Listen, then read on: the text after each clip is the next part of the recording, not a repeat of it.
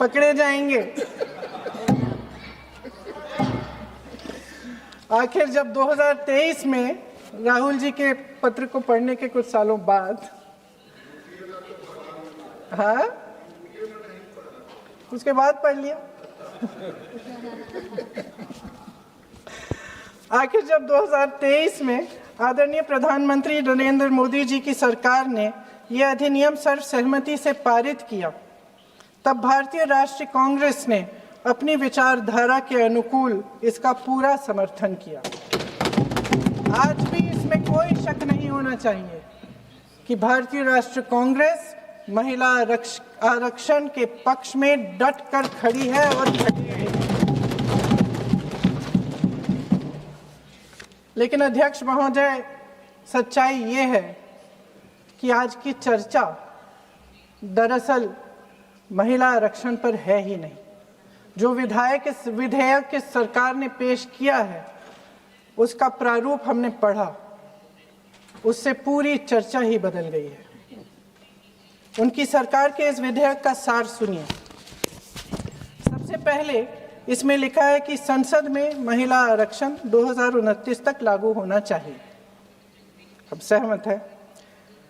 फिर कहा गया है कि इसे लागू करने के लिए लोकसभा सदस्यों की संख्या 50% बढ़ानी पड़ेगी। मतलब कि सीटों की संख्या 543 से बढ़कर 850 तक बढ़ाई जाएगी।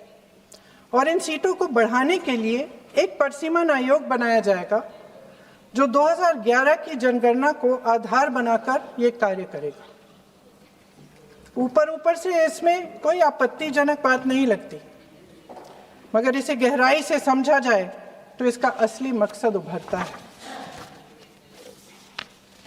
वह राजनीति की बू जिसका जिक्र प्रधानमंत्री महोदय ने किया, वह राजनीति की बू इसमें पूरी तरह से घुली हुई है। दरअसल इसी सरकार ने महिला आरक्षण का जो विधेयक सर्वसहमति से 2023 में पारित कराया था, उसमें दो चीजें थी जो इस विधेयक में नहीं है। उसमें लिखा था कि इसे लागू करने से पहले नई जनगणना और परिसीमन कराई जाएगी। अब अचानक क्या हो गया? मन बदल गया। वही सरकार पुराने आंकड़ों के आधार पर क्यों आगे बढ़ना चाह रही है और इतनी जल्दबाजी क्यों? अध्यक्ष महोदय, ये हमारे देश की सच्चाई है कि प्रतिनिधित्व का सवाल जनसंख्या के सवाल से जुड़ा हुआ है। जब तक जातीय जनगणना नहीं होती, सभी वर्गों को उचित प्रतिनिधित्व नहीं मिल सकता। यह अनिवार्य है। ये सरकार 2011 की जनगणना पर आगे बढ़ना इसलिए चाहती है क्योंकि इस जनगणना में ओबीसी वर्ग की संख्या ही नहीं है।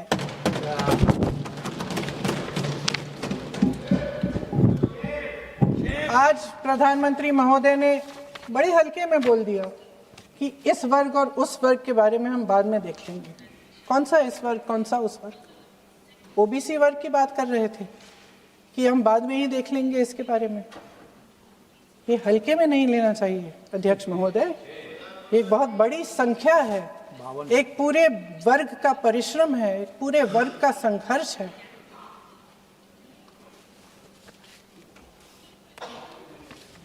इसे टेक्निकल मुद्दा बता के उन्होंने अपना पल्ला झाड़ दिया। हम इनकी मांग कर रहे हैं, हम इनकी ज़रूरतों को आगे कर रहे हैं, हम कह रहे हैं कि इनको भी अपना हक मिलना चाहिए, और प्रधानमंत्री जी ने उसको एक टेक्निकल मुद्दा बता दिया। हमारे प्रधानमंत्री महोदय किस बात से घबरा रहे हैं?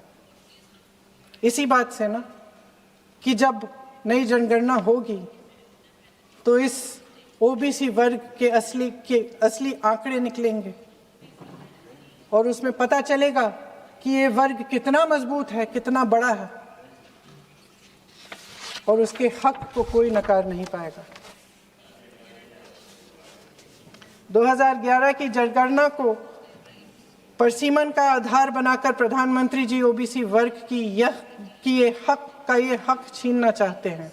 सॉरी प्लीज, मेरा हिंदी का मजाक मैं उड़ा रही हूं जी। क्योंकि मैं ये ऐसे स्टेट से आ रही हूं। भाई साहब, आप उसके पक्ष में बैठे हो ना, आप जरूर पूछिए। मैं ऐसे स्टेट से आ रही हूं जहां हिंदी पढ़ना गुनाह लगता है, इसीलिए बचपन से हिंदी पढ़ने का मुझे रोका गया। उधर आपका झगड़ा रखो, मेरे से नहीं। झगड़ा आपका उनसे होना चाहिए जो हिंदी पढ़ने में आपत्ति बोलते हैं, आपत्ति मानते हैं हिंदी, उनसे झगड़ा करो भाई, मेरे से क्या कर रहे हो। जल्दी से उठना नहीं है, जबकि आपके मित्र पक्ष का लोग का राजनीतिक हिंदी विरोध का समझते नहीं हो आप।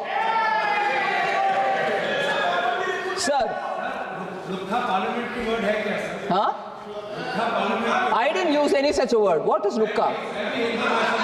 What is lukka? Who used it? Who used it? I have not used it at all. I am not a Hindi bhashi either. I have not used it, sir. Sir. That's right, whoever used it, right? I have not used it, sir. I'm sorry. What? I have not used it. I don't even know that word. What are you throwing it at me? You probably hear it in Assami. I have not used that word. माननीय मंत्री जी, Yeah, but I have not used the word because I don't know it. There is no lie or no. I am saying I have not used it and I have not said you're lying. I am not here to argue in those. I argue on merit. If I have not used it, why will I admit it? And first of all, my Hindi is not so rich for me to use abuses. I use barely 10 words with which मैं बोलचाल हिंदी करती हूँ जी. If only my vocabulary was rich, I'll know which is abuse, which is not. So, sir, this is a digression from the main point which Rajiv Rai threw at me. He said, a letter dated 9/11, a letter was written to you, you didn't reply. I'm telling you, letter dated 9/11/24 was received on 23/11/24. The letter pertains to an issue being faced by bank mitras with a request to constitute a committee to examine their grievance. That was the matter he wrote. Sir?